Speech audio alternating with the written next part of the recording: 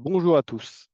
Euh, le temps que je mette en partage la présentation. Alors, je prends une seconde, excusez-moi.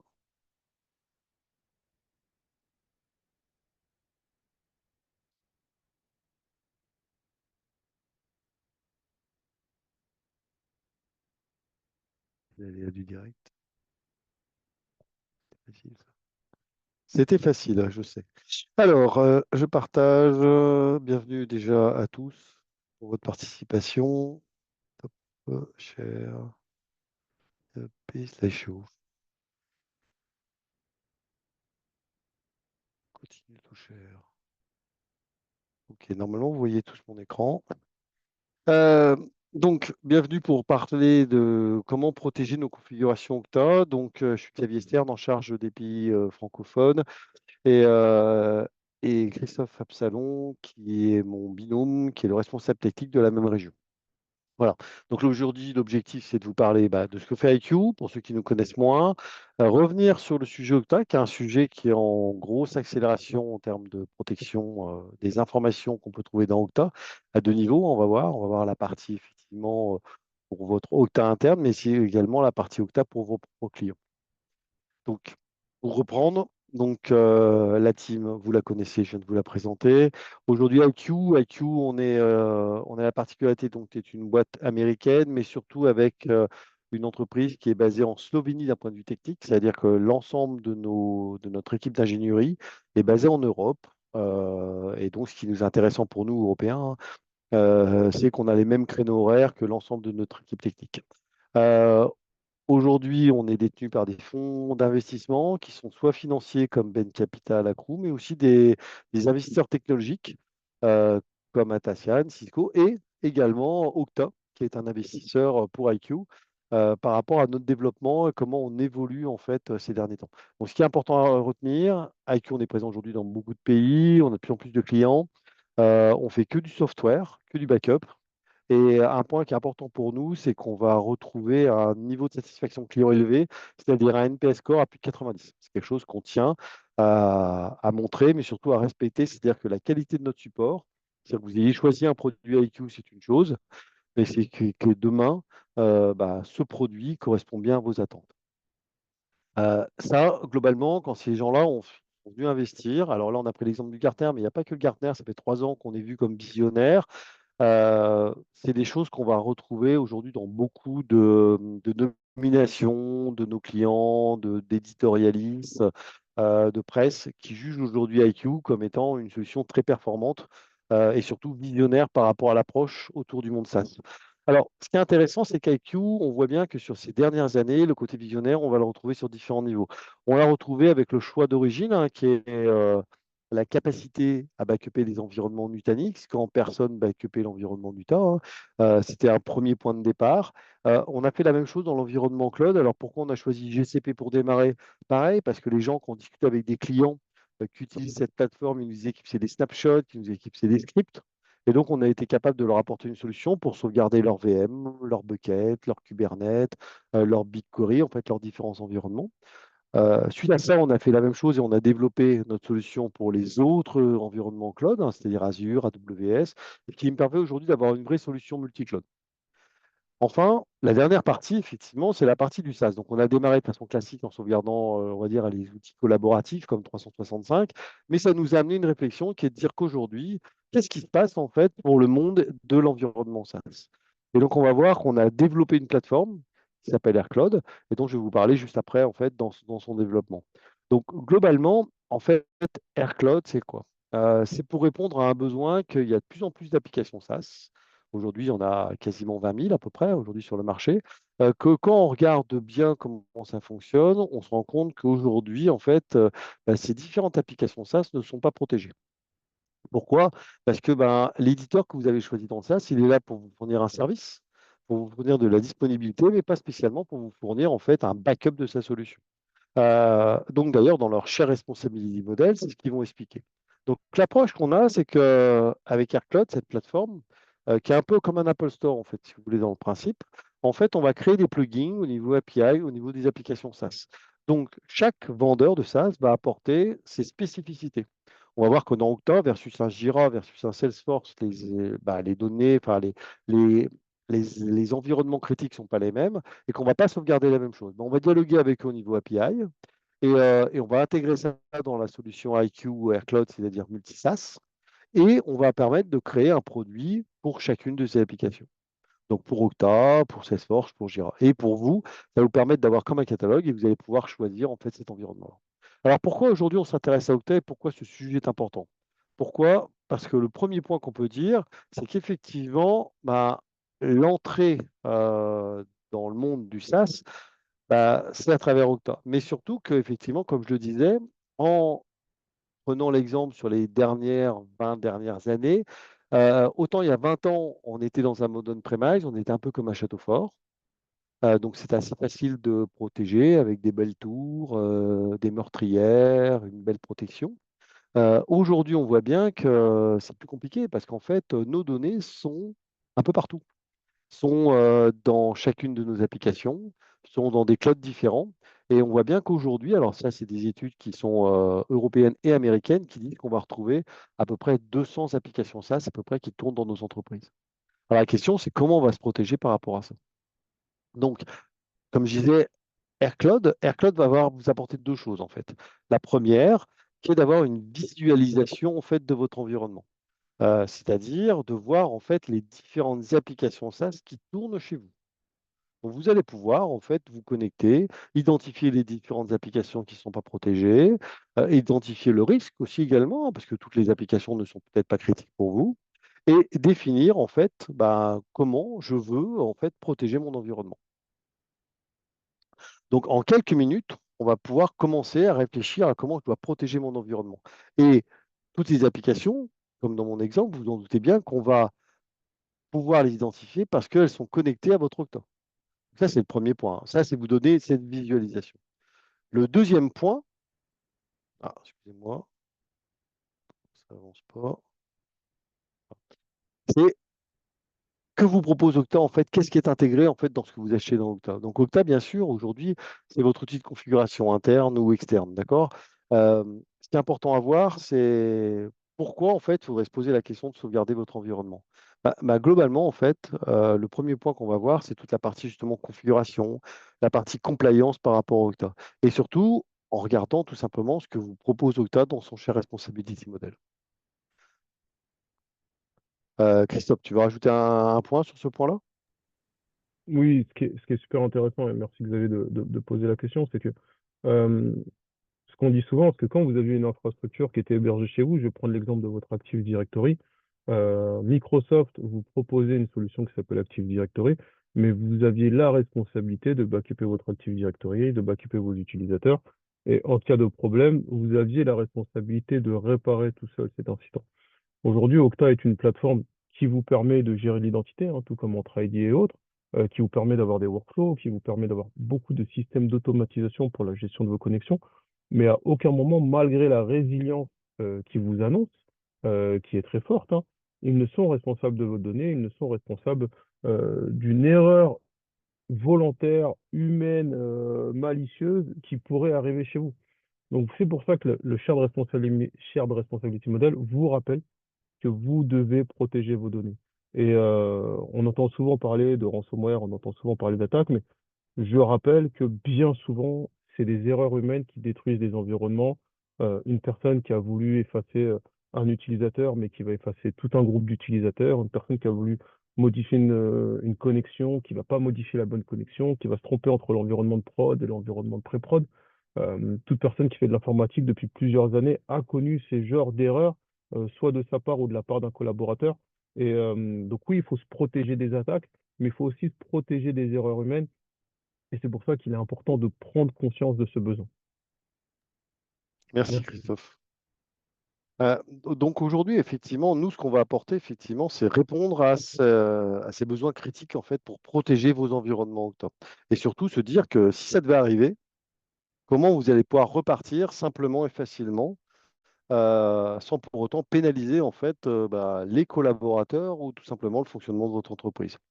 Donc, Ce qui est important de voir, hein, c'est de quoi on parle en fait. Quand on parle également des clients, c'est qu'est-ce qui va être important pour restaurer. En gros, c'est quelles sont les configurations clients que vous avez mis en place. Et on va voir, on parle de configuration management, on parle de 2D résidentes. En fait, ce qui est important, c'est à chaque fois de se dire comment en fait on va pouvoir repartir. Donc globalement, en fait, vous avez une vision assez simple de se dire comment je dois protéger mon environnement. Donc globalement, c'est la configuration. Le deuxième point que ce qu'on veut, c'est qu'est-ce que vous avez besoin en fait et qu'est-ce que vos clients, qu'est-ce que vos équipes internes, parce que des fois c'est vos équipes internes, hein, vont avoir besoin pour restaurer en fait leur configuration, leurs données dans Okta, que ce soit aussi bien sur la partie week, hein, donc la partie workforce, que sur la partie customer. Aujourd'hui, qu'est-ce qui manque en fait dans vos outils? Que vous avez, c'est l'automatisation des backups, c'est la restauration granulaire, c'est ce qu'outil des règles qu'on utilise dans la sauvegarde que vous connaissez tous, hein, c'est-à-dire la règle des 3-2-1, cette capacité de pouvoir définir la rétention, de se dire, ben, OK, mais où est-ce que je vais mettre mes données? Est-ce que je les sauvegarde sur mon environnement local? Est-ce que je les mets dans un environnement externe? Est-ce que je les mets dans le cloud? Comment je vais protéger mon environnement? Et enfin, avoir une solution complète pour vous protéger.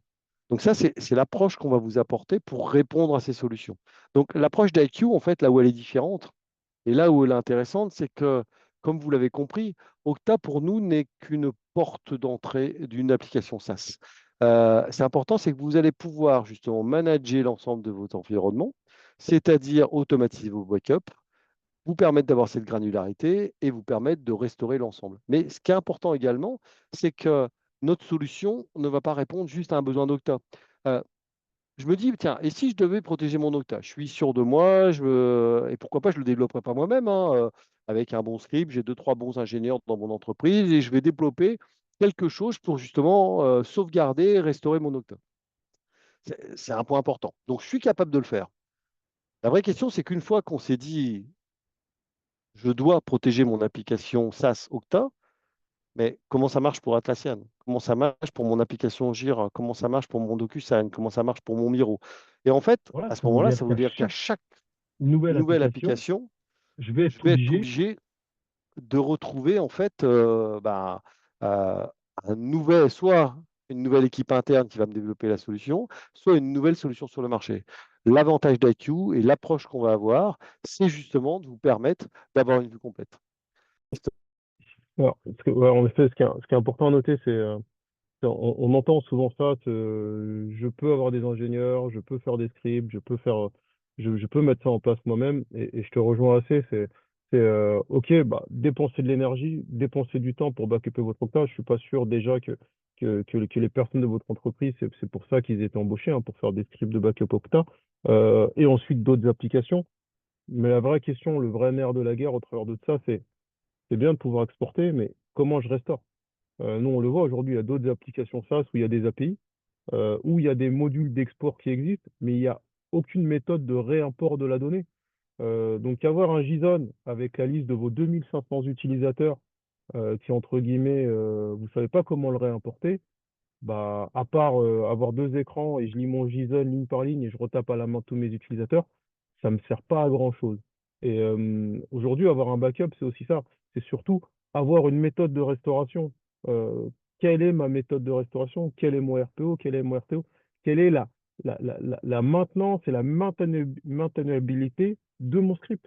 Faire un script, ça veut dire qu'à chaque fois qu'il va y avoir des modifs côté back-end ou côté front-end, eh ben, votre développeur, il va falloir qu'il remette les mains dedans, dire, ah, mon script, il marche plus, il a planté hier soir, qu'est-ce qu'il faut que je modifie?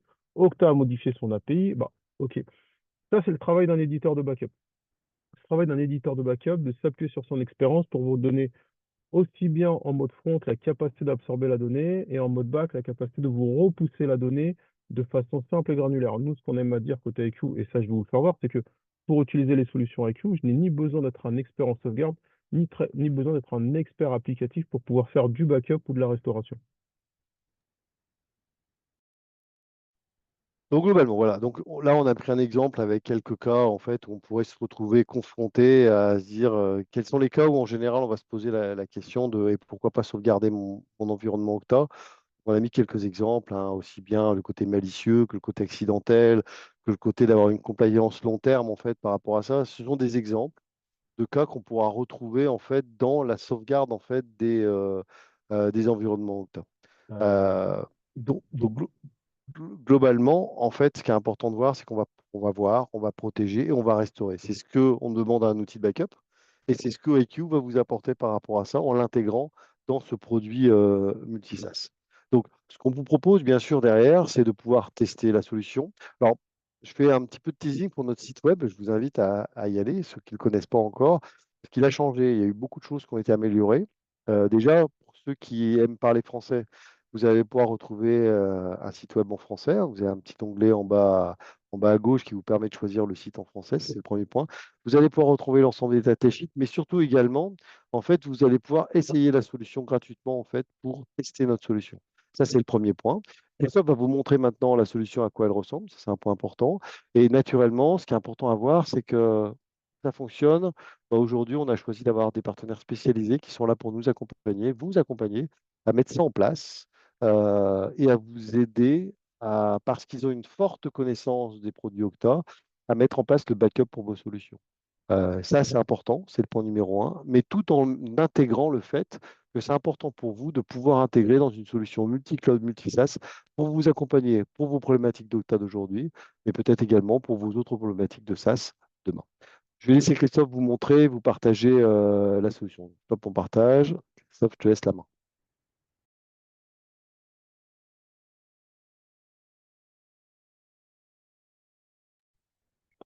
Merci. Donc normalement, vous pouvez voir mon écran. Donc aujourd'hui, IQ AirCloud pour les solutions SaaS, hein, c'est une solution 100% SaaS à laquelle vous allez vous connecter. Alors, chose qui est très intéressante, hein, bien sûr, cette plateforme-là, vous pouvez également utiliser votre identification Okta pour vous y connecter, ou bien votre identification Entra ID, ou bien de l'OpenID, n'importe quelle solution qui va savoir s'appuyer sur du SAML. Vous pouvez aussi avoir des comptes locaux, des comptes bris de glace pour vous connecter à cette plateforme. Moi, typiquement, je me connecte avec mes accès Google sur cette plateforme et je peux travailler. Donc, Xavier en parlait en introduction. Sur cette plateforme, la première chose qu'on va vous demander quand vous allez vous connecter, c'est est-ce que vous utilisez de l'Okta? Si vous répondez oui, j'utilise de l'Okta, ou oui, j'utilise de l'Entra ID, ou les deux, ce qu'on vous demandez, c'est des droits viewer sur la partie application de votre Okta. Et à partir de là, on va être capable de vous faire le fameux airgrab, c'est-à-dire de dire, nous, on a détecté que vous utilisez Okta pour vous connecter à une certaine liste d'applications. Donc du GitLab, du Bitbucket, du Slack, du GitHub, de l'Atlassian, je ne sais guère, pas mal de produits. Et par rapport à ça, on sera capable de vous dire est-ce que nous, on est en capacité de protéger ces applications ou pas. Ensuite, vous décidez de protéger une application si vous le souhaitez. Si on n'est pas en capacité de protéger cette application, vous avez la capacité, vous, de demander à ce que cette application soit entrée dans la liste des souhaits côté IQ. Et nous, on va dire, ah bah, on a un utilisateur qui souhaite qu'on backup Slack, on le note, et puis quand on a suffisamment de demandes pour une application, on porte un intérêt à développer le support de cette application, soit en direct ou soit via un de nos partenaires. Ce que vous pouvez également faire, c'est passer par la marketplace d'IQ. Donc la marketplace d'IQ, c'est ici que vous allez retrouver l'ensemble des produits que l'on propose, dont notamment des produits de la famille Okta. Donc on va en proposer deux, hein, c'est très simple, hein. Il va y avoir Okta CIC et Okta WIC. Donc WIC pour vos forces internes, CIC pour vos clients. Aujourd'hui, c'était présenté par Xavier, vous pouvez très simplement avoir une plateforme avec des millions d'utilisateurs et si jamais bah, ils n'arrivent plus à se connecter, c'est de la perte de commandes, c'est de la perte de chiffre d'affaires pour vous, très simplement. Donc, il est important de pouvoir protéger son environnement CIC. Comment ça va se passer? C'est assez simple. Vous allez cliquer sur Show More. Vous allez avoir une liste exhaustive de ce qui peut être sauvegardé par IQ. Vous allez cliquer sur Configure et nous, on va vous demander un utilisateur, sa clé API, le nom de votre organisation. Et par rapport à ça, on va être capable de protéger votre environnement. Donc, l'application va être ajoutée. Nous, on a une plateforme qui est multitenant, hein. On appelle ça des protection sets chez IQ. Donc, je suis capable de dire, bah, je veux avoir mon Okta dans un tenant, je veux avoir mon Atlassian dans un autre tenant, je veux avoir mon Entra ID dans le même tenant que mon Okta parce que c'est l'identité. Je peux vraiment classifier mes applications comme je le souhaite. Quand votre application est ajoutée, bah, vous allez sur le tenant, vous allez ajouter votre application. Vous pouvez utiliser notre fonction de recherche pour retrouver votre application que vous avez ajoutée. Donc moi, j'ai ajouté quelques octas sur cet environnement. Et à partir de là, bah, mes octas, ils sont protégés, j'ai de la sauvegarde, je peux faire de la restauration. Alors comment est-ce qu'on fait de la sauvegarde? vous allez juste avoir deux prérequis pour faire la sauvegarde. Le premier prérequis, ça va être de fournir du stockage pour gérer vos backups. Chez IQ, on a quelque chose qui est assez important, c'est que on dit la donnée, elle vous appartient, vous êtes maître de vos données, donc vous êtes maître de vos sauvegardes. C'est à vous de fournir un bucket de type S3, qui peut être soit chez Google, soit chez Amazon, soit chez Azure, ou soit du S3 compatible. Vous allez fournir votre bucket, et quand vous allez finir votre bucket, eh ben, vous allez être capable de déposer vos sauvegardes dans votre bucket qui vous appartient. Donc, vous gardez le contrôle de vos données de, du début à la fin. Une fois que vous avez fourni ce bucket, très simplement, vous allez aller créer ce qu'on appelle des politiques de sauvegarde. Une politique, c'est ni plus ni moins que vos SLA. Quelle est ma fréquence de backup? Bah moi, je veux faire un backup une fois par jour. Mon backup, je veux le conserver pendant 4 semaines. Mon backup, si je mets une backup window, je vais pouvoir définir à quelle heure il tourne. Je vais pouvoir définir si je veux une fois par jour, deux fois par jour. Peut-être que je veux être rassuré. J'aimerais bien avoir deux versions de mon backup. Un sur un bucket qui est en France et un autre sur un bucket qui est en Belgique, par exemple. Et puis, je vais également pouvoir avoir des règles de rétention. Donc, il est possible que pour des raisons légales, juridiques, vous avez besoin d'avoir un backup par mois, un backup par an et ce genre de choses. Donc, on va activer différentes options. Par rapport à ces options, on va répondre et on aura défini notre politique de sauvegarde. La politique de sauvegarde étant créée, on attache notre politique de sauvegarde à notre application. Donc là, mon voyage ici, j'ai attaché la bronze, là la week, là la silver, là une autre bronze. Donc c'est vraiment des tests, hein, et ça va m'amener des fonctionnalités de restauration. Comment je vais faire de la restauration? Je vais sélectionner mon application. Donc là, c'est un Okta CIC.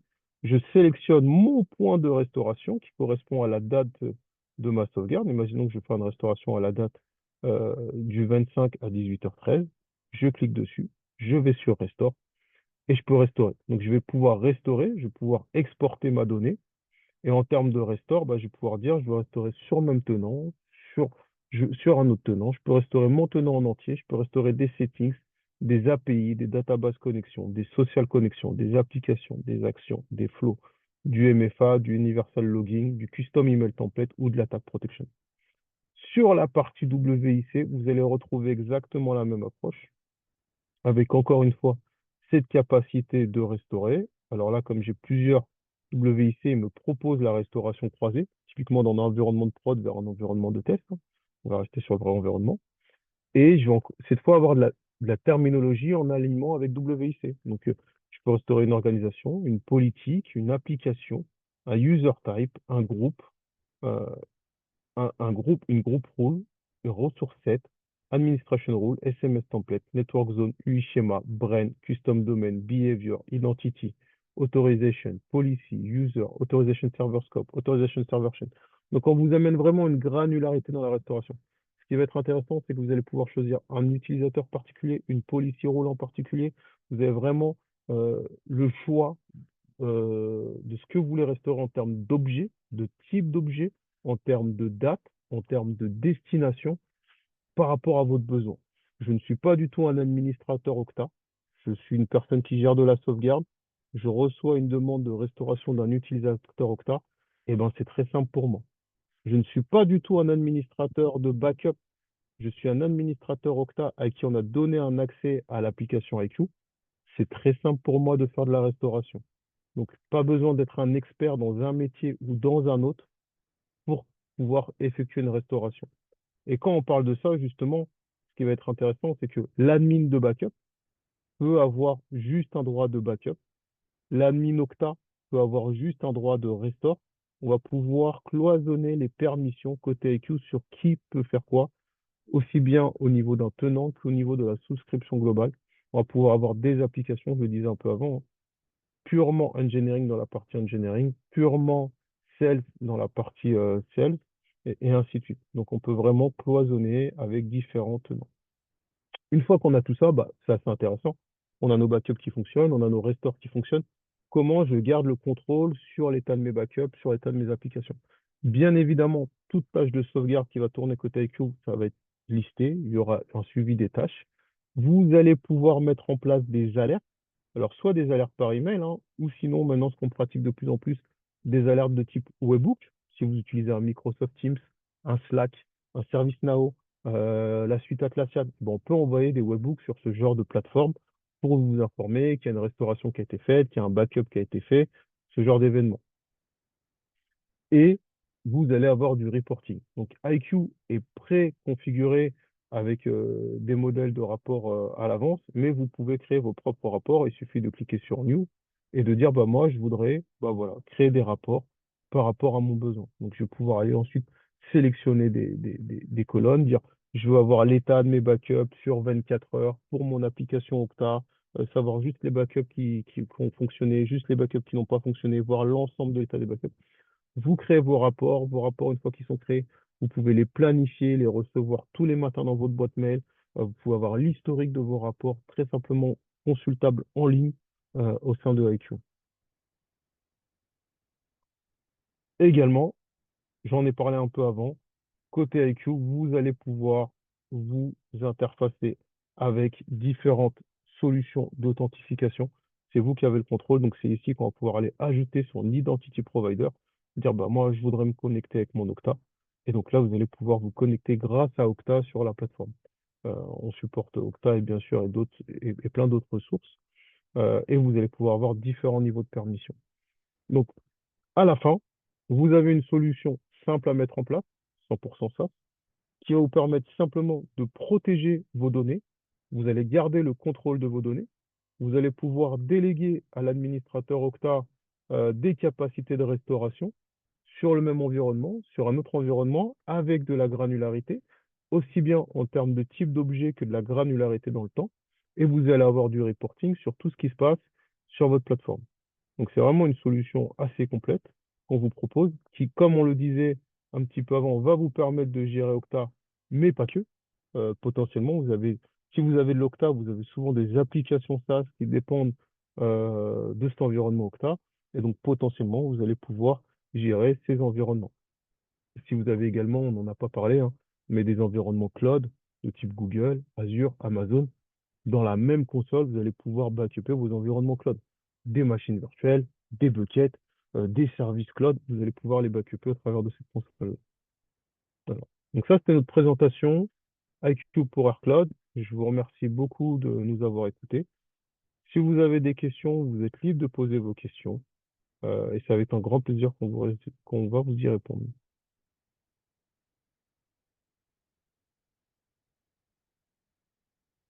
Alors moi, j'ai reçu une question en direct, Xavier, qui est pour toi.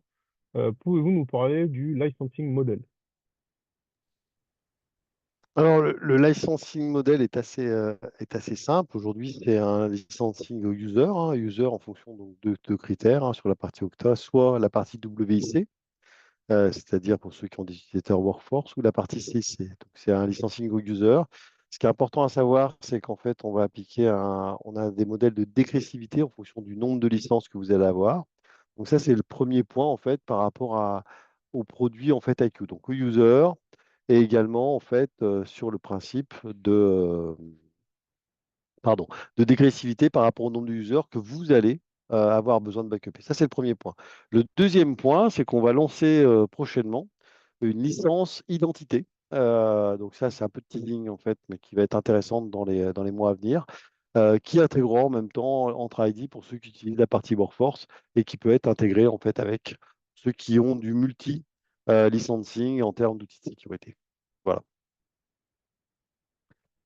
Merci Question. Christophe pour cette question. Bon, si vous n'avez pas d'autres questions, ce qui est important à voir, c'est que vous avez effectivement le site. Vous pouvez nous contacter par email pour rentrer en peut-être plus dans le détail dans vos différents projets, mettre en place un test, une validation. C'est des points importants en fait par rapport à la solution. Et c'est notre process hein, par rapport à ça. Et on vous accompagnera complètement sur le sujet. Alors, une question, effectivement, c'est pouvez-vous clarifier l'intérêt de backuper des services AWS, EC2 Dynamo RDS S3 via IQ alors que les services de backup existent déjà sur AWS? Christophe, je te laisse répondre. Très bonne question. Il y a deux intérêts à ça. Le premier intérêt, c'est que sur les plateformes cloud, souvent le backup va reposer sur des snapshots, sur des mécanismes internes à cette plateforme cloud. Et ça, c'est important d'y répondre. La deuxième des choses, c'est que vous allez être limité en termes de capacité de sélection de où vous pouvez déposer vos backups. Un autre paramètre, des fois, vous allez avoir des limitations de granularité, hein. Je parle pas que pour AWS, hein, je parle pour Google, pour Azure, ce que je dis. Et vous avez aussi des problèmes de séparation des rôles. Nous, l'intérêt, c'est que quand on décide d'adresser une plateforme, d'adresser un service, on va essayer de répondre à ces différents besoins. Donc, c'est-à-dire être capable de backuper une instance EC2, une instance RDS, une instance Google, être capable de la restaurer au même endroit, dans une autre région, dans une autre zone, dans un autre projet, être capable de restaurer de la granularité, avoir un contrôle dans le temps. Je répète, hein, sur ce qu'on dit, typiquement, souvent sur du RDS, ça va être, je crois, une semaine maximum de rétention. Si c'est comme dans Google, nous, on n'a pas ces limites en termes de rétention.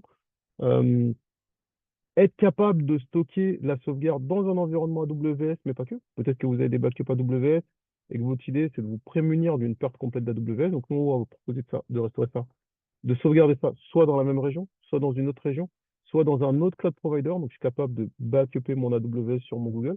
Je suis capable de faire du disaster recovery également. Si mon instance EC2 est corrompue, je peux aller la restaurer sur un environnement Google, sur un environnement Azure, sur un environnement on-prem, et pas mal de choses comme ça. Donc, l'idée, c'est de vous apporter plus de granularité, plus de sécurité. Bien dire que c'est pas parce que je suis super admin AWS que je suis super admin côté backup, et ce genre de choses. Et surtout, dernier point, c'est dans une console unique. Aujourd'hui, si vous êtes multi-cloud éditeur, vous allez avoir un outil de backup AWS dans AWS, un outil pour Azure dans Azure, un outil pour Google dans Google, un outil, bah, il n'y a pas d'outil pour Okta dans Okta. Et nous, on va vous amener surtout cette console qui bien souvent répond de plus en plus à des demandes qui viennent des RSSI. Merci. Parfait. Ben, écoutez, je vous propose c'est de conclure. Vous allez pouvoir bien sûr retrouver cette vidéo pour retrouver les démonstrations de Christophe. N'hésitez pas si vous avez des projets à revenir vers nous et on se fera un plaisir de vous accompagner en direct ou avec nos partenaires pour répondre à vos différentes attentes. Excellente fin d'après-midi à tous, bonne fin de journée et à très vite et à bientôt. Au revoir.